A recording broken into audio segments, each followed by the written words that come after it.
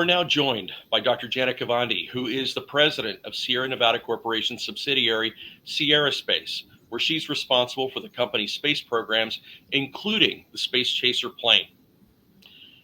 Prior to joining Sierra Space, Dr. Kavandi served as director of NASA's Glenn Research Center and also worked at NASA's Jet Johnson Space Center, where she was an astronaut and veteran of 3 shuttle flights, logging more than 33 days in space. Dr. Kavandi, we are grateful to have you with this year's State of Space program. Thank you. It's very nice to be here. Dr. Kavandi, with all that you and Sierra Space have on the horizon, what is the state of space?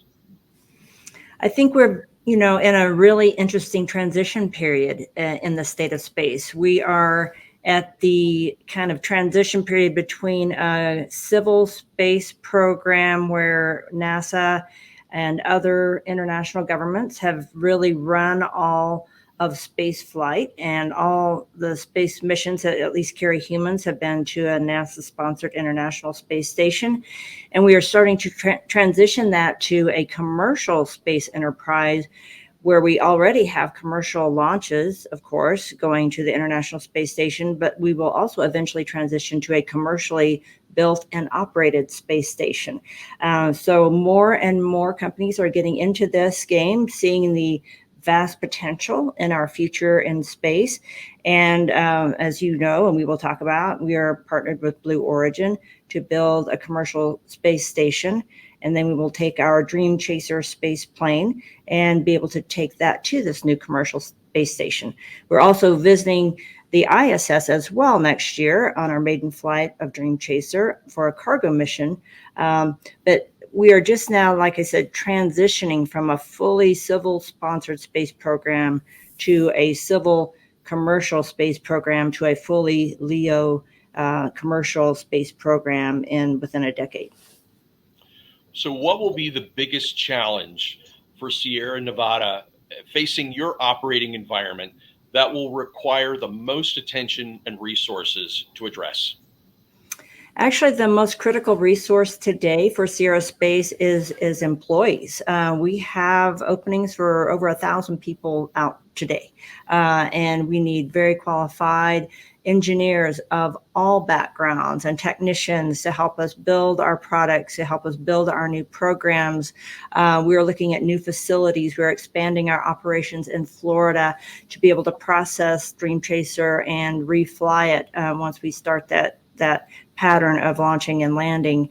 And we have 7 missions to the ISS, and we at the same time we're going to be building a crewed version for Dream Chaser where we can take people to the ISS and or this new commercial space station I talked about. It's called Orbital Reef. So we are in the process of building and hiring and expanding over the next few years. So you talk about workforce, you talk about the expansion and the growth enterprise that goes with an enterprise like yours. What other issues or conditions are there that you don't think are getting enough attention that people need to be more aware of? Well, I think there may be a public misperception regarding commercial space. I think while it has been tremendous for all of the new space flyers to have flown this past year, sometimes in the media it's perceived as only billionaires get to go to space now. And we want to really change that impression so that people begin to understand that going to space in the future and working on a space station isn't just another destination for a job. It's another job location. So if I do manufacturing here on the ground of, say, fiber optics, my other opportunity could be fiber optic manufacturing on a low Earth orbit platform. Or if I do genetics research on the ground here at some laboratory, I also have the opportunity to do that genetics research in orbit, in low Earth orbit. So we want to make space a destination that people don't really think of as extraordinary, but something as an alternative to manufacturing here or doing research here on the planet. And in addition to a workplace, we also want to make it, a destination for people to go experience what it looks like to see the Earth from that venue and what it would feel like to sleep on the ceiling and be in microgravity for, a few days at a time. It could be, the holiday that you save up for, maybe a couple of years and get to go do something, extraordinary like that.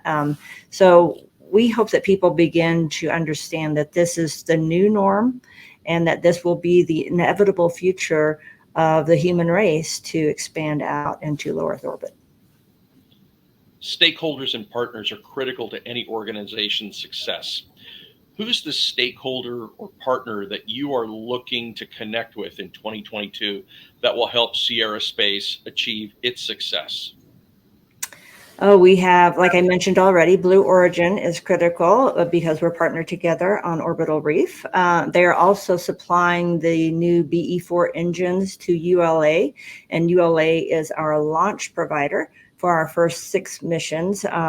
So those 2 partners, I would say, are most critical to us for the next year. And I did mention we're expanding in Florida, so working with the Kennedy Space Center and expanding our operations down there and that's also very critical. We'll also be testing at the NASA Glenn Research Center's Neil Armstrong Test Facility. So all of those partners we're working with this year to enable our success.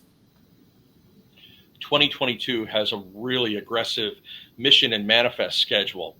Is there a particular mission or event this year that you're really excited about?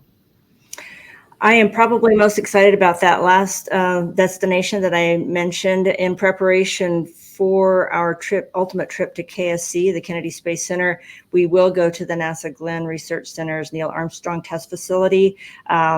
It's near and dear to my heart because I used to be the director at NASA Glenn, as you mentioned, and so we're going to undergo our environmental testing at the Glenn Research Center. So our thermal vacuum testing, our vibration testing, and EMI testing, and so we're really looking forward to getting there later this summer and going through all that preparation and passing those tests so that we can then head down to Florida to the Kennedy Space Center and prep for launch.